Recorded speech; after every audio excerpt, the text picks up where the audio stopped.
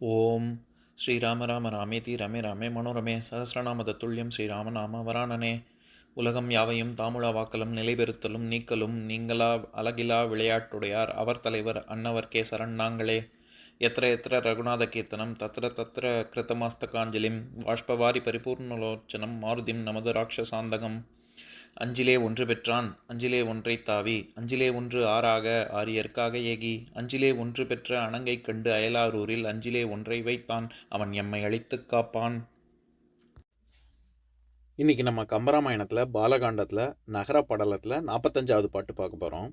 பந்துகள் மடந்தையர் பயிற்றுவாரிடை சிந்துவ முத்தினம் அவை திரட்டுவார் அந்தமில் சிலதியர் ஆற்ற குப்பைகள் சந்திரன் ஒளிகட தழைப்ப தண்ணிலா. இதுதான் பாட்டு. இப்போ பதம் பிரித்து பொருள் பார்க்கலாம். பந்துகள் பயிற்றுவார் மடந்தையர் இடை, பந்தாடுபவராகிய இளம் பெண்களிடமிருந்து.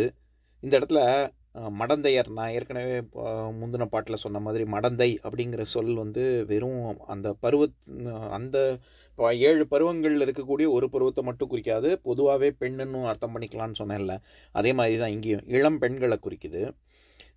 பயிற்றுவார், இந்த இடத்துல பயிற்றுதல் அப்படின்னாலே நம்ம பயிலுதல் அப்படின்ற பொருளில் சொல்லி கொடுக்கறது, கற்பித்தல் அப்படிங்கிற பொருள் இருக்குல்ல, அதை தவிர கூறுதல் அல்லது சொல்லுதல், அதை வழிபாடு செய்தல், இந்த மாதிரி நிறைய அர்த்தம் இருக்குது. அதில் செய்தல் அப்படின்னு ஒரு அர்த்தம் இருக்குது. இந்த இடத்துல பந்துகள் மடந்தையர் பயிற்றுவார் இடை அப்படின்னா, இந்த இடத்துல பயிற்றுதல்ங்கிறது பந்துகள் பயிற்றுவார் மடந்தையர் அப்படின்னு வர்றதுனால பந்துகளை வச்சு என்ன செய்ய முடியும், விளையாட தானே முடியும். அதனால இந்த இடத்துல பயிற்றுவார் அப்படிங்கிறது விளையாட்டை குறிக்கக்கூடிய சொல்லாக இருக்குது. முத்தினம் சிந்துவ, அந்த மாதிரி இளம்பெண்கள் விளையாடும் பொழுது முத்து இனம் சிந்துவ, அவர்களது அணிகலன்களிலிருந்து முத்துக்கள் சிந்துகின்றன. அவை திரட்டுவார் அம்முத்துக்களை சேகரித்து சேர்க்கும் அந்தம் இல் சிலதியர். அந்தம் இல், அந்தம்னா முடிவு, அளவில்லாதது, அளவில்லாத பணிப்பெண்கள். இந்த இடத்துல சிலதி அப்படிங்கிற சொல் பணிப்பெண்களை குறிக்கும். அதாவது சம்ஸ்கிருதத்தில் சேலை அப்படிங்கிற சொல், அது சேலை, சேலக்க, அது ஏவல் செய்யும் குற்றேவல் செய்யும் பெண்களை குறிக்கக்கூடிய ஒரு சொல். நம்ம தமிழில் கூட சேடி அப்படின்னா அந்த தோழிகள், பெண் தோழிகளை குறிக்கக்கூடிய சொல் இருக்குல்ல, அந்த மாதிரி அதுவுமே சேட்டக்க அப்படிங்கிற சம்ஸ்கிருத சொல்லேருந்து வந்தது தான் சேடி அப்படிங்கிற சொல். அதே மாதிரி தான் சேலை அப்படிங்கிறது சிலதி அப்படின்னு வந்திருக்கு. இந்த இடத்துல சிலதியர், அந்த மாதிரி பணிப்பெண்கள் அவங்க போய் அவங்க அதை முத்துக்கள் சிந்துது, அவங்க விளையாடும் போது அந்த முத்துக்களை திரட்டுறாங்க அப்படின்னு சொல்கிறார். ஆற்று குப்பைகள்னா குவித்து வைத்த அந்த முத்து குவியல்கள். இது நம்ம இந்த இடத்துல குப்பைன்னா வெறும் குப்பைன்னு மட்டும் அர்த்தம் பண்ணக்கூடாது, குவியல்கள்னு அர்த்தம் இருக்குதுன்னு நான் ஏற்கனவே சொல்லியிருக்கேன். அதாவது 68வது பாட்டு பார்க்கும்போது எந்த அளவுக்கு அந்த அன்னச்சத்திரங்கள் எப்படி இருக்குது அப்படின்னு பார்க்குற பாட்டில் நான் அதை படிக்கிறேன், கேளுங்க. ஏற்கனவே நம்ம பார்த்த பாட்டு தான்.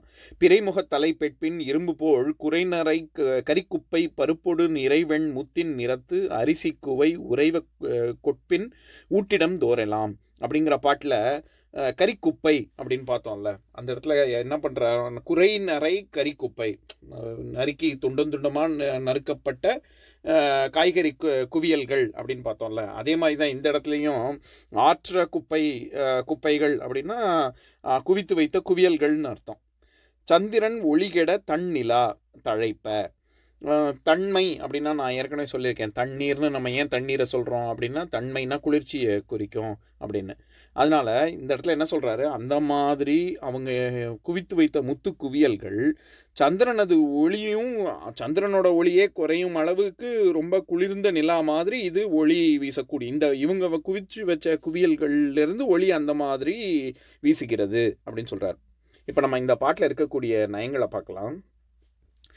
நான் ஏற்கனவே சொன்ன மாதிரி 6 பாட்டு மொத்தம் அவங்க விளையாடுற ஆடல் பாடல்கள் விளையாட்டுகள் எல்லாத்த பற்றியும் வர்ணிக்கிறாருன்னு சொன்னேன்ல, அந்த மாதிரி இந்த பாட்டில் இளம் பெண்கள் பந்து விளையாடுறாங்க. அப்படி விளையாடுற இடங்களில் அவங்க விளையாடும்போது அவங்க அணிகலன்கள்லேருந்து முத்து சிந்துது, அந்த முத்துக்களை பணிப்பெண்கள் எடுத்து குவிச்சு வைக்கிறாங்க. அந்த குவியல்கள் சந்திரன் ஒளி கெடும் அளவிற்கு இது வெண்மை நிறத்தில் ஒளி, அதை விட பிரகாசமாகவும், சும்மா வெறும் பிரகாசமாக ஒளி வீசுறது மட்டும் இல்லாமல் தன்னிலா தழைப்ப அப்படின்னு அப்படின்னு சொல்கிறாரு.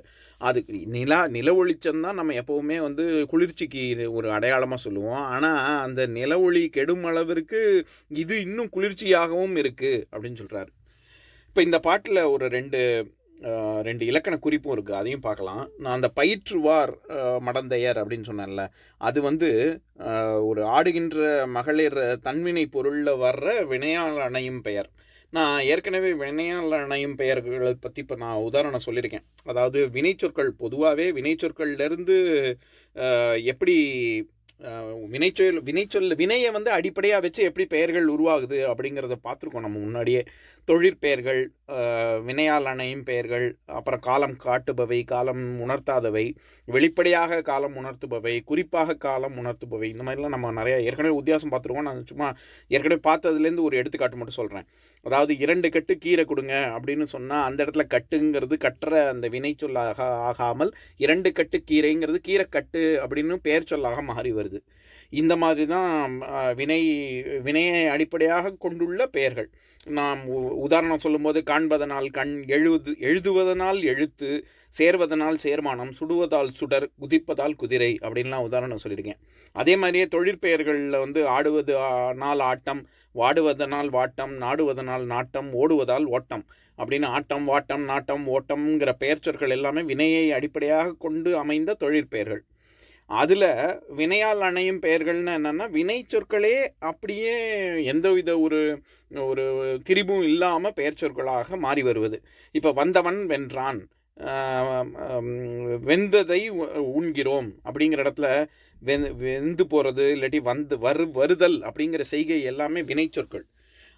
ஆனால் அந்த இடத்துல வந்தவன் வென்றான் அப்படின்னு சொல்கிற இடத்துல வந்தவன் அப்படிங்கிறது அது வந்து ஒரு பெயர் சொல்லாக மாறுதில்ல. இந்த மாதிரி வர்றது தான் வினையால் அணையும் பெயர். அந்த மாதிரி இந்த இடத்துல பயிற்றுவார் மடந்தையர் அப்படின்னு வர்ற இடத்துல பயிற்றுவார் பயிலுதல் அப்படிங்கிற வினை பயிற்றுவார்னு அந்த மடந்தையர்களை குறிக்குதில்ல, அதனால இது வினையால் அணையும் பெயர். அதே மாதிரியே இந்த இடத்துல ஆற்ற குப்பைகள், அந்தமில் சிலதியர் ஆற்ற குப்பைகள் அப்படின்னா நம்ம என்ன அர்த்தம் பார்த்தோம்? அளவு சொல்ல முடியாத அளவிற்கு உள்ள பணிப்பெண்கள் நிறையா பேர், அவங்க குவித்து வைத்த குவியல்கள், முத்து குவியல்கள் அப்படின்னு அர்த்தம் பார்த்தோம்ல. அதில் ஆற்ற குப்பைகள் அப்படிங்கிற வர்ற இடத்துல ஆற்ற அப்படிங்கிற சொல் வந்து ஆற்றின் அப்படிங்கிறது இடை தொக்கி வருது, இடை மறைந்து. அதில் ஆற்றின் இன் அப்படிங்கிற சொல் வந்து இடைநிலை தொக்கி ஆற்ற அப்படின்னு வருது. இது நம்ம ஏன் தெரிஞ்சுக்கணும் அப்படின்னா, இந்த இடத்துல ஆற்ற குப்பைகள் அப்படிங்கிற இடத்துல ஆற்றங்கிறது பெயரெச்சம். நான் ஏற்கனவே சொல்லியிருக்கேன், படித்த மாணவன் அப்படிங்கிற இடத்துல படித்த அப்படின்னு தனியாக சொன்னால் ஒரு பொருளுமே இல்லைல்ல, அடுத்து வர்ற சொல்ல வச்சு தானே அது முடியுது, அது எஞ்சி நிற்குது இல்லை, அதனால தானே அது பெயரெச்சம்னு சொல்கிறோம். அந்த மாதிரி இந்த இடத்துல ஆற்ற அப்படின்னா என்ன அவங்க என்ன பண்ணினாங்க அப்படின்ற இடத்துல ஆற்றின் குப்பைகள் அவங்க குவித்த அப்படின்னு மட்டும் முடியலும், அந்த இடத்துல முடிவு பெறலை, அது வந்து ஒரு பெயரெச்சம். இது வந்து ஆற்றின்கிற சொல்லு தான் நம்ம ஆற்றன்னு நம்ம இது பாட்டை நம்ம வருது, அது வந்து இடைநிலை தொக்கி வருது. இது நம்ம ஏன் தெரிஞ்சுக்கணும் அப்படின்னா, நம்ம இந்த ஆற்ற குப்பைகள்னால் நம்ம ஆற்றுவது, செய்வது, இல்லாட்டி நம்ம இப்போ இது காப்பி ஆற்றுறது அப்படின்னு ஆற்றுவது, அப்படி அந்த அர்த்தம்லாம் நம்ம சொல்ல ஆரம்பிச்சிருவோம். அந்த அர்த்தம் வராமல் ஆற்றின் குப்பைகள் அப்படின்னா அவங்க குவித்து வைத்த குப்பைகள் அப்படின்னு. இதுக்காக தான் அந்த பெயரெச்சம்ங்கிற அந்த இலக்கண குறிப்பு தெரிஞ்சால் தான் இதை சரியாக அர்த்தம் பண்ண முடியும். அதுக்காக அதை சொல்கிறேன். நான் பாட்டை இன்னொரு தடவை படிக்கிறேன், கேளுங்க. பந்துகள் மடந்தையர் பயிற்றுவார் இடை சிந்துவ முத்தினம் அவை திரட்டுவார் அந்தமில் சிலதியர் ஆற்ற குப்பைகள் சந்திரன் ஒளிகெட தழைப்ப தன்னிலா. இன்னொரு நாள் இன்னொரு பாட்டு பார்க்கலாம்.